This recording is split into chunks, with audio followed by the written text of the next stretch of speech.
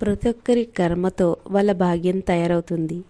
అందుకే గీతలో చెప్తారు, జరిగింది మంచిదే, జరుగుతున్నది మంచిదే, మరియు జరగబోయేది కూడా చాలా చాలా మంచిది.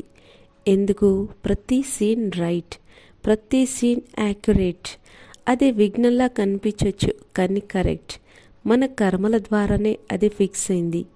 పాస్ట్, ప్రజెంట్, ఫ్యూచర్కి చాలా సంబంధం ఉంది. మనం పాస్ట్లో చేసిన కర్మలు, ఆ యొక్క ఎనర్జీ ఈరోజు తిరిగి మన దగ్గరికి వస్తుంది. అదే ప్రజెంట్.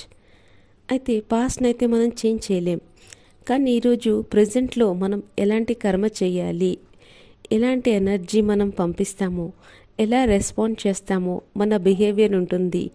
దాంతో మనకి భవిష్యత్తు ఫిక్స్ అవుతుంది. అయితే భవిష్యత్తుని మనమే తయారు చేసాము. ఇప్పుడు ఎలా భవిష్యత్తు తయారు చేసుకోవాలి అనేది మన చేతిలోనే ఉంది. ఆ కలం